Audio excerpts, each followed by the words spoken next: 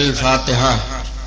قال الله تعالى في شان حبيبه: إن الله وملائكته يصلون على النبي يا أيها الذين آمنوا صلوا عليه وسلموا تسليما. اللهم صل على سيدنا وشفيعنا وحبيبنا ومولانا محمد معدن الجود والكرم وعلى آله وبارك وسلم صلاة وسلام عليك يا رسول الله صلى الله تعالى عليه وسلم.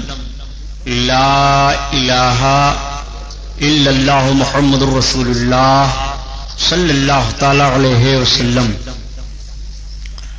الحمد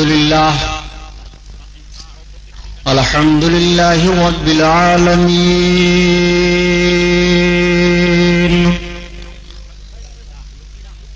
الصلاة والسلام علی سید المرسلین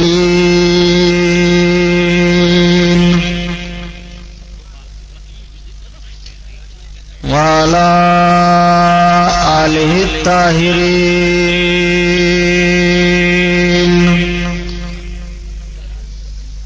واصحابہ المطہرین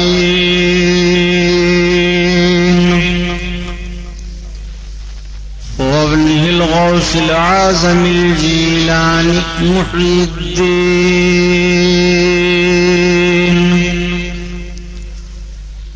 وأهل بيته أجمعين. أما بعد، فأعوذ بالله من الشيطان الرجيم. بسم الله الرحمن الرحيم.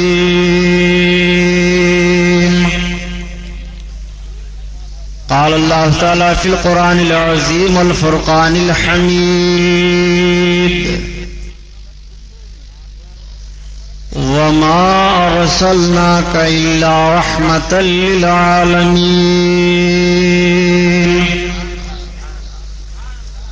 صدق الله البصير القدير وصدق رسوله الرشيد النذير والحمد لله رب العالمين. لائق صدر احترام، پورا مجمع اور درود پاک پڑھ لیجیے. اللہم صلی علی سیدنا مولانا محمد معدن الجود والکرم وعلی آلہ وبارک وسلم صلاۃ و سلام علیک یا رسول اللہ صلی اللہ تعالی علیہ وسلم. اعلی حضرت عظیم البرکت آیت من آیات اللہ معجزۃ من معجزات رسول اللہ امام احمد رضا خان علیہ الرحمت و رضوان کی مقدس نعت پاک کے کچھ اشعار. اعلی حضرت عشق نبی میں مہ ہو کر کے تب اپنے آقا کی تعریف میں کچھ اشعار کہتے ہیں تو وہ بھی قرآن و احادیث کی روشنی میں ہوتے ہیں. ان کی نعت پڑھتے جائیے، آقا کی سیرت ملاحظہ کرتے جائیے. سبحان اللہ.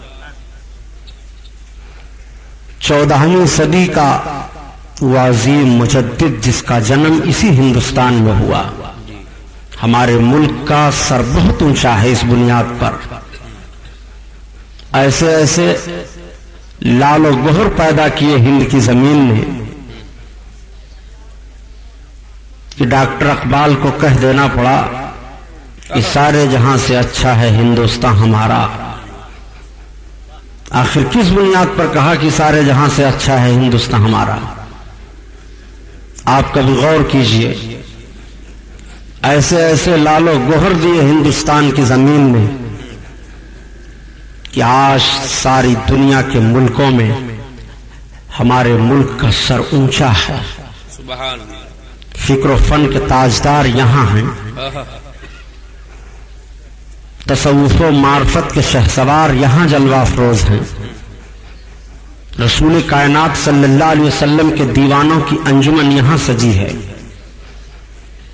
آقائے کائنات صلی اللہ علیہ وسلم کے نام پر مر مٹنے کا جذبہ رکھنے والے باحوصلہ جوانوں کی جماعت یہاں موجود ہے. ملک کی آبرو بچانے کے لیے پہاڑوں اور دریاؤں سے ٹکرا جانے کا حوصلہ رکھنے والے یہاں نوجوان موجود ہیں. سارے جہاں سے اچھا ہے ہندوستان ہمارا.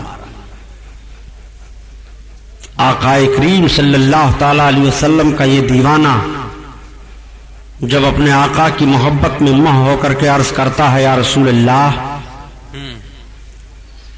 زمین و زمان تمہارے لیے مکین و مکان تمہارے لیے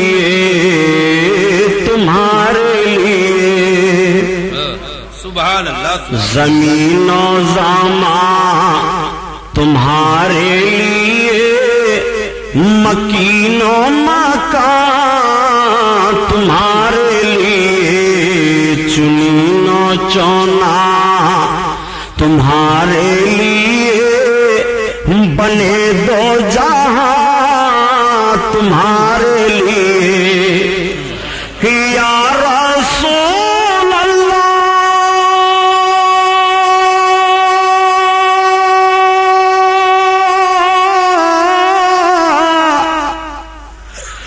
دہن میں زوبا تمہارے لیے بدن میں جا تمہارے لیے ہم آئے یہاں تمہارے لیے اٹھے بھی وہاں تمہارے لیے زمین و زمان تمہارے لیے مکین و مکان تمہارے لیے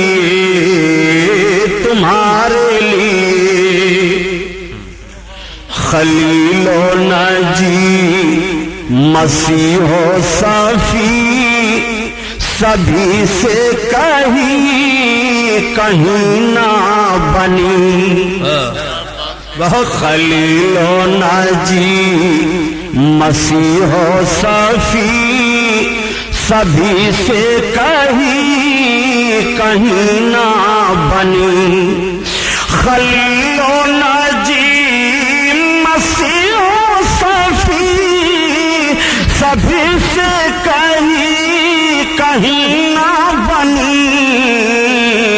یہ بے خبری خلق و پھیری کہاں سے کہاں تمہارے لیے زمین و زمان تمہارے لیے مکین و مکان تمہارے لیے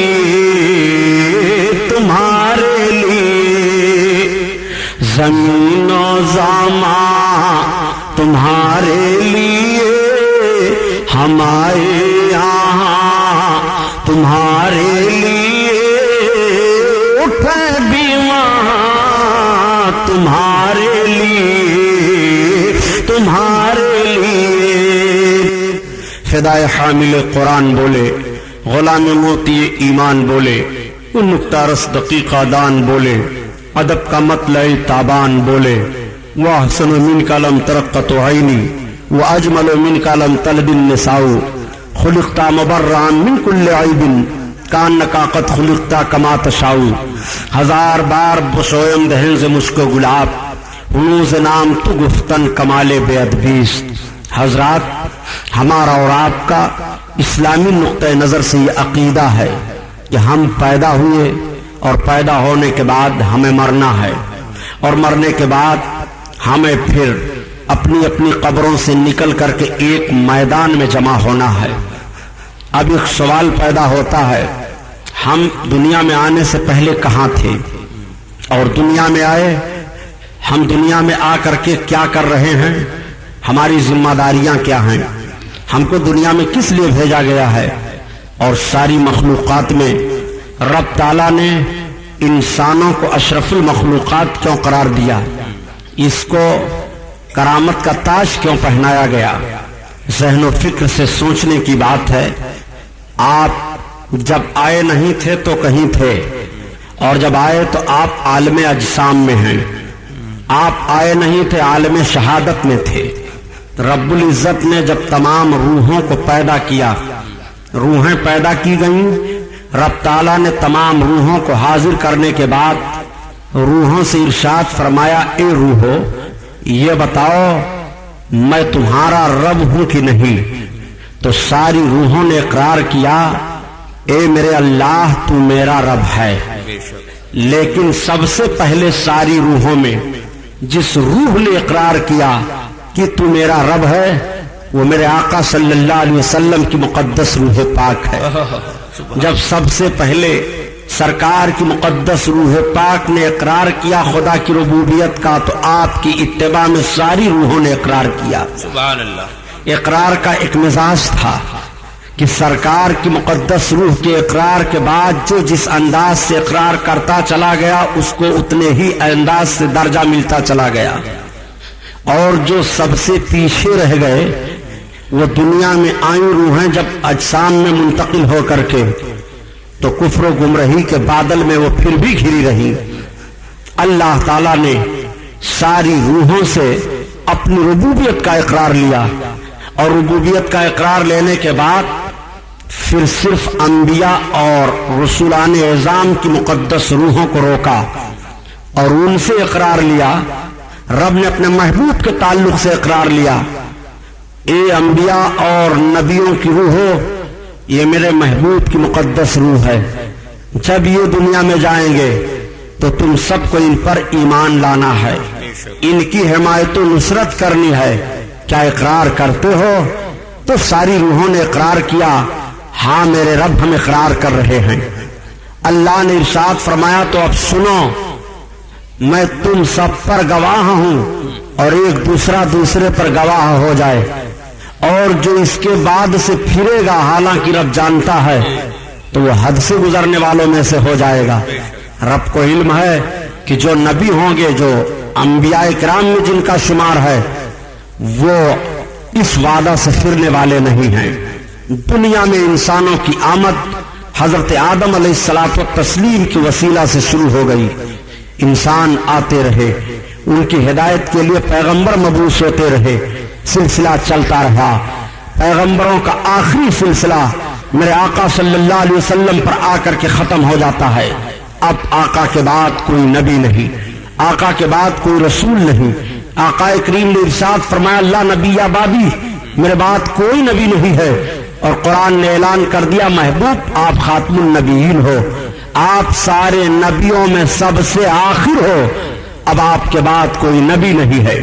نبوت کا دروازہ بند ہو گیا، رشد و ہدایت کا کام پھر بھی جاری ہے۔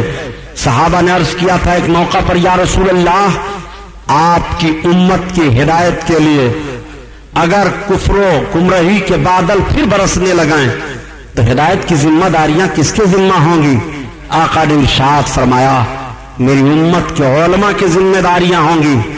اسی موقع پر آقا نے ارشاد فرمایا تھا، العلماء امتی کا انبیاء بنی اسرائیل، میری امت کے علماء بنی اسرائیل کے نبیوں کے مظہر ہیں خدمت دین میں۔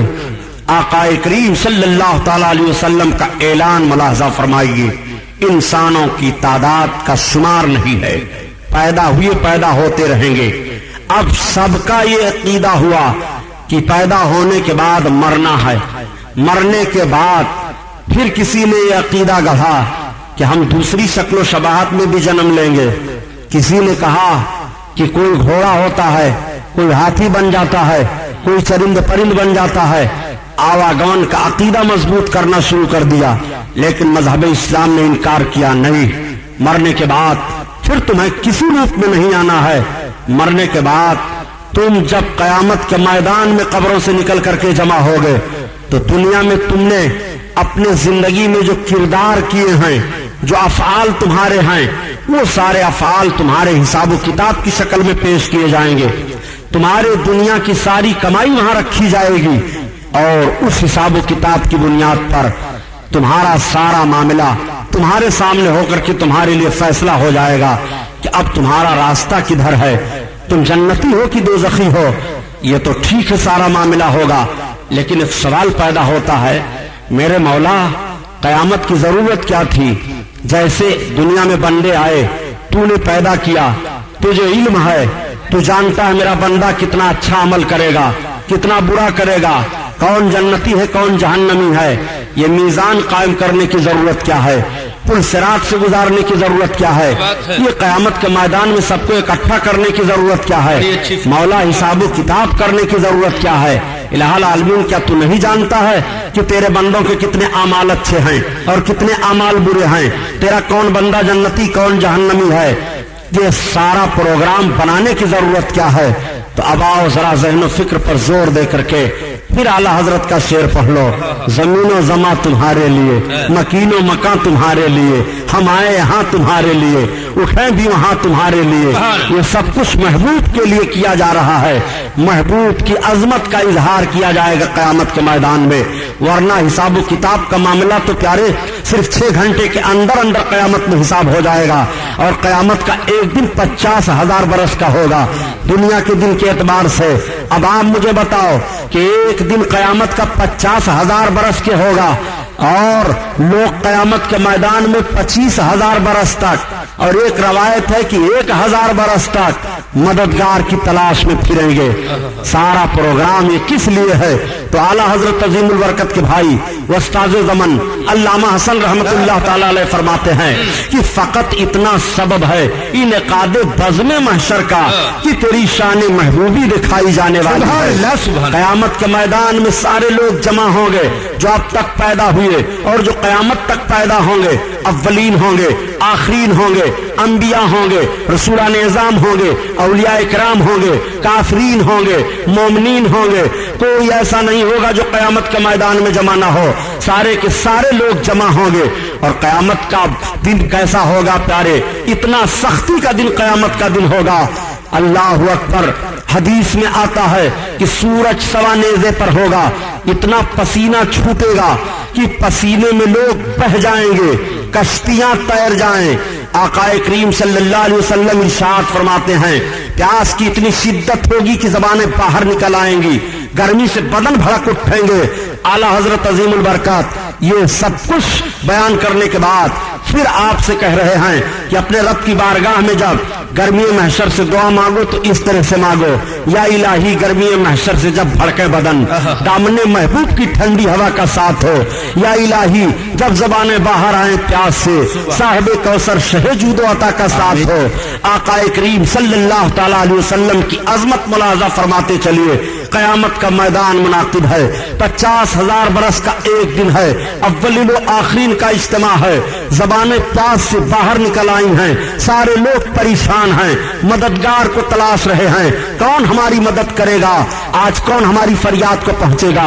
آج دوسرے سے مدد لینے پر ایک طبقہ ایسا بھی ہو جو کلمہ پڑھتے ہوئے بھی گلا پھاڑ رہا ہے کہ اگر تم نبیوں اور رسولوں سے مدد مانگو گے تو معاذ اللہ مشرک ہو جاؤ گے، تمہیں نبیوں اور رسولوں سے یا کسی سے مدد کی کوئی ضرورت نہیں ہے۔ میں آپ سے پوچھنا چاہتا ہوں، جب قیامت کا میدان ہوگا اور قیامت کے میدان میں سارے اولین و آخرین کا اجتماع ہوگا، رب تعالیٰ کا ارشاد ہوگا وَامْتَازُوا الْيَوْمَ أَيُّهَا الْمُجْرِمُونَ، اے مومنو اور مجرموں آج کے دن الگ الگ ہو جاؤ۔ سارے مجرموں کو الگ کر دیا جائے گا، سارے لوگوں کو مددگار کی تلاش پڑے گی، سارے لوگ چیخ پڑیں گے اور مددگار کو تلاشیں گے، ہائے کون ہے جو اس قیامت کے میدان میں ہماری مدد کرے گا؟ ایسی ہولناکیوں میں ہمارا مددگار ثابت ہوگا۔ ہم پسینے سے شرابور ہیں، ہماری زبانیں پیاس سے باہر نکلی چلی جا رہی ہیں، ہمارے لیے بہت ہی پریشانیاں ہیں، کون ہماری مدد کرے گا؟ سارے لوگ مددگار کو تلاشیں گے۔ میں آپ سے پوچھنا چاہتا ہوں کہ حدیث شریف کو بھلا دو گے کہ سارے لوگ مددگار کو تلاشتے تلاشتے ایسے موڑ پر پہنچیں گے کہ حضرت آدم علیہ السلام کی خدمت میں حاضر ہوں گے اور آپ سے عرض کریں گے اے حضرت آدم علیہ السلام آپ ابو البشر ہو، سارے انسانوں کا وجود آپ کے توسل سے دنیا میں ہوا ہے، آج ہماری پریشانی کو آپ دیکھو، آج ہماری دشواریوں کو آپ ملاحظہ کرو، آج ہماری فریاد کو آپ پہنچ جاؤ، آپ دیکھو ہم کس طرح سے مصیبت میں مبتلا ہیں۔ تو حضرت آدم پیغمبر علیہ السلام بھی ارشاد فرمائیں گے آج نفسی نفسی کا عالم ہے، اذهبوا الی غیری، میرے علاوہ کہیں اور جاؤ۔ حضرت آدم علیہ السلام سے جواب سننے کے بعد سارے اہل محشر حضرت نوح پیغمبر علیہ السلام کی بارگاہ میں حاضر ہوں گے اور آپ سے عرض کریں گے اے نوح پیغمبر آج ہماری پریشانی آپ ملاحظہ کرو، رب تعالیٰ نے آپ کو نبی کا خطاب عطا فرمایا ہے، آپ اللہ کی بارگاہ میں بڑے مقرب ہو، ہو, हमारी दुश्वारियों को देखो, हम किस तरह मुसीबत में हैं. तो हजरत नूह पैगंबर भी यही इरशाद फरमाएंगे, इज़हबू इला गैरी, मेरे अलावा कहीं और जाओ. अब हजरत नूह से ये पैगाम सुनने के बाद सारे अहले महशर हजरत इब्राहिम खलीलुल्लाह की बारगाह में हाजिर हो रहे हैं और आपसे अर्ज करेंगे, ए हजरत इब्राहिम खलील अलैहिस्सलाम, रब ताला ने आपको खुल्लत का दर्जा अता फरमाया है, आप रब के खलील कहे जा रहे हो, अल्लाह के दोस्त हो, आज हमारी मदद करो, आज हमारी फरियाद को पहुंच जाओ, देखो हम किस तरह परेशान हैं. तो हजरत इब्राहिम खलीलुल्लाह भी यही इरशाद फरमा रहे हैं, इज़हबू इला गैरी, नफसी नफसी, मेरे अलावा कहीं और जाओ. अब आप जरा सा जहन पर जोर दो तो बात समझ में आ जाएगी. आखिर हजरत आदम अलैहिस्सलाम दूसरे के पास क्यों भेज रहे हैं, हजरत नूह दूसरे के पास क्यों भेज रहे हैं, हजरत इब्राहिम दूसरे के पास क्यों भेज रहे हैं. इन सारे उलुल अज़्म पैगंबरों को तो यह फरमाना चाहिए कि आज तुम शिरक करने कहां चले आए हो, इज़हबू इलल्लाह, डायरेक्ट तुम अल्लाह की बारगाह में मदद मांगो.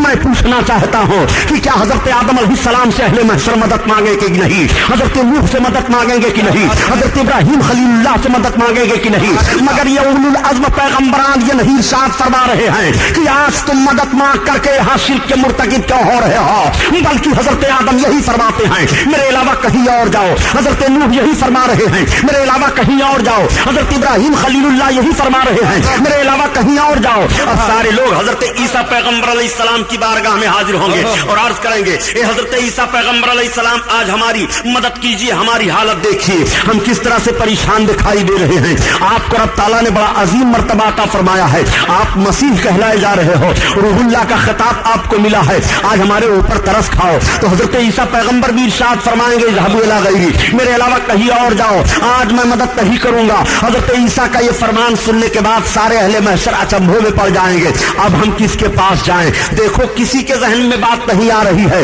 कि चलो मोहम्मद रसूलुल्लाह की बारगाह में चलो. आज उलमा से सुन रहे हो कि सबसे पहले कयामत में मेरे आका ही शफाअत करेंगे, सबसे पहले मेरे सरकार ही बख्श मांगेंगे, सारे अहले महशर को पनाह आका ही की बारगाह में हासिल होगी. मगर सारे लोगों के जहन से बात निकल गई है. अल्लाह ताला ने सारे लोगों के जहन फिक्र से इस बात को मोह फरमा दिया है. मुहद्दिसीन अपनी किताबों में इस हदीस को लिख रहे हैं, मुफक्किरीन बयान कर रहे हैं, खुतबा अपने खताबत में बयान कर रहे हैं, अइम्मा अपनी मस्जिदों में बयान कर रहे हैं, उलमा अपने बयान में बयान कर रहे हैं, सारे लोग बयान दे रहे हैं. लेकिन क़यामत के मैदान में जब मदद मांगने की बारी आई है तो अब सरकार दो आलम सल्लल्लाहु अलैहि वसल्लम की बारगाह में डायरेक्ट पहुंचा जाए. सारे लोगों के जहन से ये बात निकल गई है, सब भूले हुए हैं. अब हजरत ईसा अलैहिस्सलाम से फरियाद करेंगे, हजरत ईसा अलैहिस्सलाम से अर्ज करेंगे, हुजूर अब बताइए हम जाएं कहां, कौन हमारी मदद करने वाला है क़यामत के मैदान में, आखिर हमारी मदद कहां होगी, हमारी फरियाद को कौन पहुंचेगा. हजरत आदम की बारगाह से हम होकर के आ रहे हैं, हजरत नूह के पास से भी होकर आ रहे हैं, हजरत इब्राहिम खलीलुल्लाह के पास से भी होकर के आ रहे हैं. अब बताइए हमारे लिए कौन सी जगह है. तब हजरत ईसा अलैहिस्सलाम इरशाद फरमाएंगे, इज़हबू इला मुहम्मद सल्लल्लाहु अलैहि वसल्लम, चलो तुम सबके सब मोहम्मद अलैहिस्सलाम की बारगाह में चलो. जैसे इतना सुनना होगा सबको सरकार ख्याल में आ जाएंगे. अब सारे लोग आका की तरफ भाग रहे हैं. आला हजरत अजीमुल बरकत ने इसी को बयान फरमाया है कि खलीलो नाजी मसीहो साफी सभी से कहीं ना बनी, ये बेखबरी की खल्को फिरी कहां से कहां तुम्हारे. अब आप जरा गौर फरमाइए प्यारे, अब जब सारे अहले महशर सरकार की तरफ भागेंगे तो जरा नक्शा मुलाजा फरमाइए कि क़यामत के मैदान में मेरे आका का क्या हाल होगा. वो क़यामत का मैदान अल्लाहु अकबर, जहां सारे अव्वलीन और आखिरीन का इज्तिमा है, नेक परहेजगार बद अच्छे बुरे सब इकट्ठा आज जमा हैं. अब सब सरकार की तरफ भाग रहे हैं. आका की करीमाना शान देखिए, मेरे सरकार के दाहिनी तरफ हजरत अबू बकर सिद्दीक हैं और बाईं जानिब हजरत उमर फारूक आजम हैं. मेरे सरकार हश्र का दूल्हा बनकर के कयामत के मैदान में तशरीफ ला रहे हैं. और जब सरकार कयामत के मैदान में तशरीफ फरमा होंगे तो मेरे आका के तशरीफ होने की जगह क्या होगी, जरा उसको मुलाहजा फरमाओ. हदीस शरीफ में है कि रब ताला अपनी कुर्सी के दाहिनी जानिब अपने महबूब को जलवा फरमाएगा. और दूसरी हदीस है कि रब ताला अपनी कुर्सी पर अपने महबूब को जलवा फरोज फरमाएगा. आला हजरत अजीमुल बरकत इसी तरफ निशानदेही फरमा रहे हैं कि जिसको साया है अर्श खुदा पर जुलूस है,